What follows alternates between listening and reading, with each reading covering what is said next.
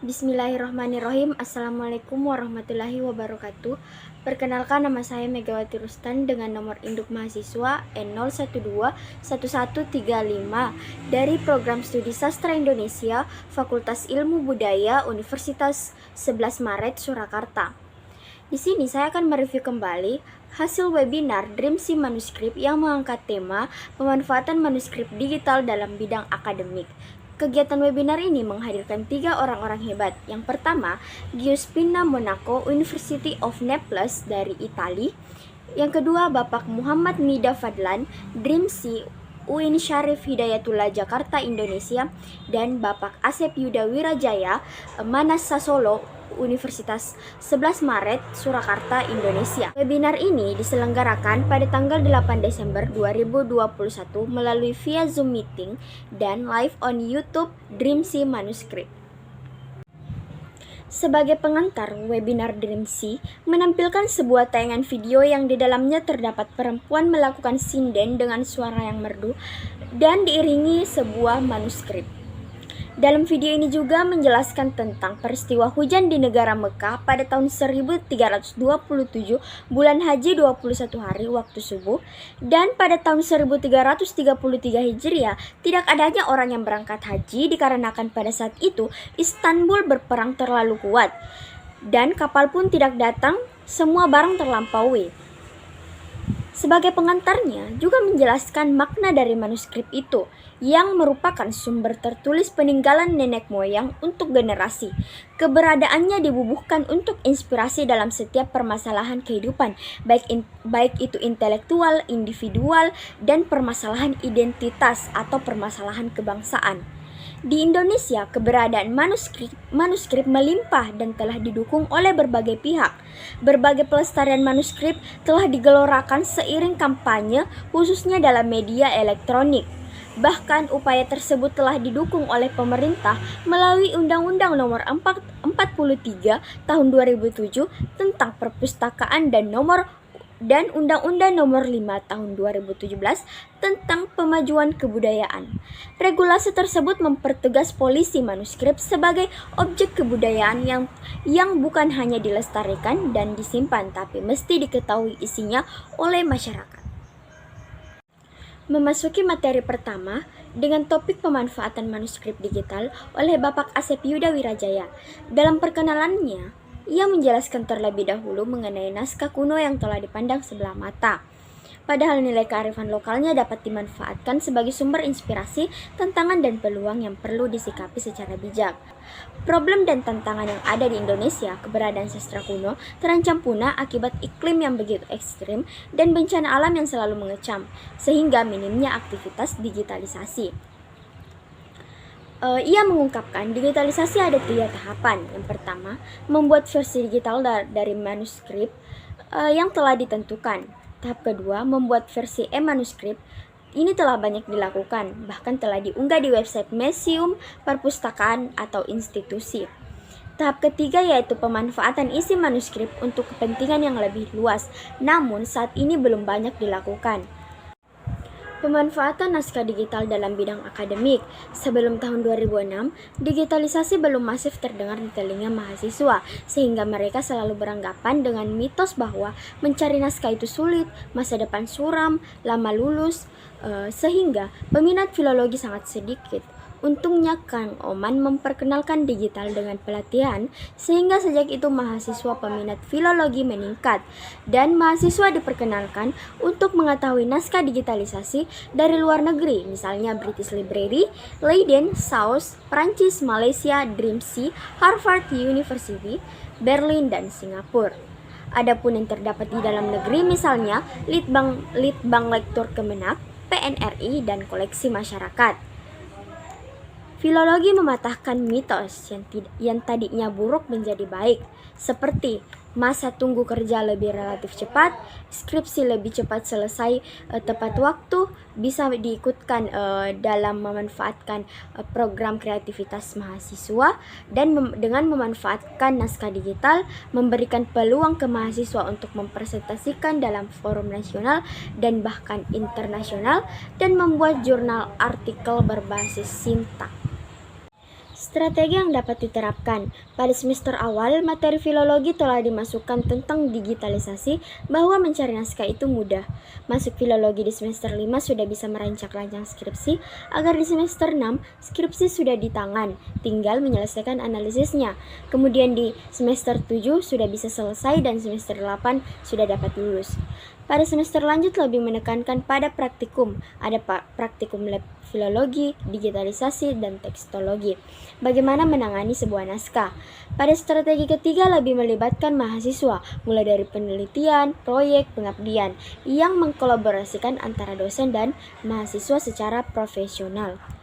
Adapun contoh pemanfaatan dalam seni pertunjukan, misalnya Ila Galigo, Sang Pangeran Mataati, Retno Pembayun Kalabendu yang memperoleh respon baik dari luar negeri.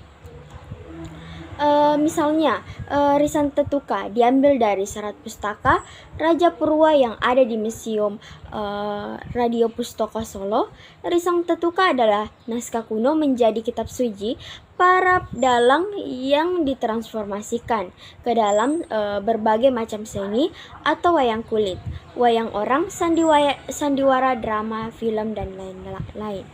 Dalam naskah itu juga ada cerita tentang Wutu Gunung yang ternyata cerita ini ada ditemukan di lereng Barang Gunung Luwu, sehingga mengilhami mahasiswa untuk membuat film dokumenter. Dari naskah kuno ternyata ada upacara tradisi, situsnya, dan itu menjadi sebagai inspirasi dari warga sekitar untuk terus melestarikan ketahanan pangan palawija telo ungu yang diekspor Korea Selatan dan Jepang sekitar 180 ton yang diproduksi dan diolah menjadi obat kanker. Selanjutnya, materi kedua, pemanfaatan manuskrip digital dalam bidang akademik oleh Ibu Giuseppe Pina Manoko. Ia mengatakan bahwa penting membuat naskah Batak dalam bentuk digital, dan di mana kesulitan sebagai ahli Batak itu pada umumnya sebagai naskah Batak adalah naskah yang tertulis dalam surat Batak. Namun pada penelitian yang ia temukan, ia melakukan selalu aksara Batak itu dipisah menjadi 5 kelompok atau toba. Itu bisa masuk akal dalam teorinya, karena dalam praktek tidak ada budaya yang terpisah, tidak ada naskah toba, angkalo, mandailing, pakpak dairi, karo. Semua tercampur dan itu menjadi kesulitan bagi peneliti jika kelimanya itu dibagi menjadi 5 kelompok. Kemudian dari segi aksara, kami selalu menangkap bahwa aksara Batak itu dipisah-pisah berdasarkan bahasa juga.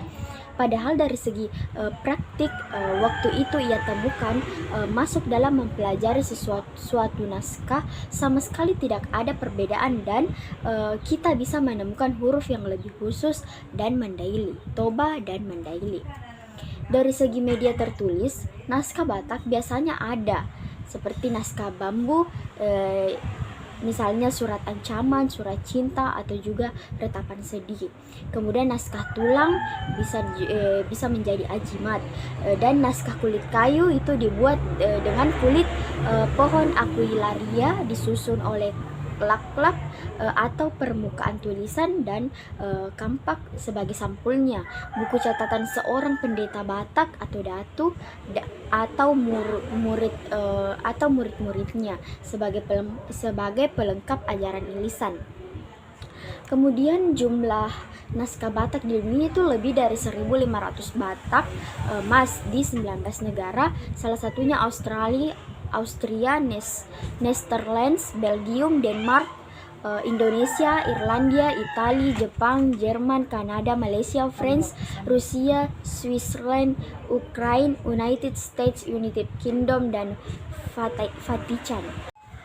Materi ketiga yaitu Filolog Milenial Digital oleh Muhammad Nida Fadlan. Ia menjelaskan tentang filologi masa kini yang menjadi tantangan bahwa banyak yang beranggapan manuskrip itu bahannya sulit ditemukan. Namun di sisi lain di negara kita kaya akan manuskrip, bahan-bahan manuskrip. bahkan ini telah menjadi identitas bangsa sehingga perlu untuk dilestarikan, bahkan dipromosikan, bisa dalam bentuk artikel. Salah satunya itu berjudul Kitab Pengingat Lintas Generasi.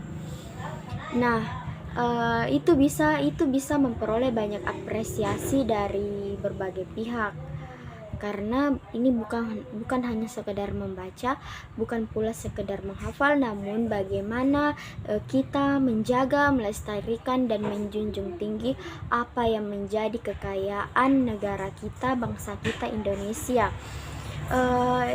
Bisa juga YouTube sebagai bahan ajar untuk bagaimana YouTube ini dimanfaatkan untuk bisa lebih melestarikan manuskrip ini. Filologi di tangan generasi muda. Ketika kita tidak mampu memanfaatkan teknologi untuk mempromosikan pengkajian terhadap masalah Nusantara filologi, akan menemukan titik akhirnya. Itu akan menemukan titik akhir. Tapi kemudian kita mampu beradaptasi dengan kemajuan teknologi dalam menyajikan inovasi-inovasi, itu dapat bertahan lebih lama di tengah menjamurnya naskah-naskah. Baik, itulah penjelasan-penjelasan dari 3 pemateri tadi.